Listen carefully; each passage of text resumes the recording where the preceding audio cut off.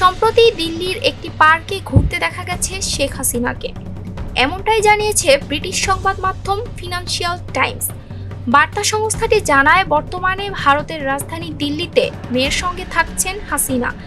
এমনকি নিজস্ব দলবল নিয়ে দিল্লির অভিজাত পার্ক লোদি গার্ডেনেও ঘুরতে দেখা গেছে সাবেক এই প্রধানমন্ত্রীকে।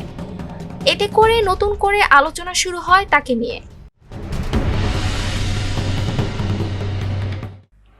বুধবার ওই প্রকাশিত প্রতিবেদনে সংবাদ মাধ্যমটি জানায়, গত মাসে ছাত্র জনতার গণ অভ্যুত্থানে বাংলাদেশের স্বৈরাচারী প্রধানমন্ত্রী পালাতে বাধ্য হওয়ার পর থেকে নয়াদিল্লির নৈশভোজের অনুষ্ঠানগুলোতে শেখ হাসিনা এখন কোথায় তা আলোচনার বিষয় হয়ে উঠেছে।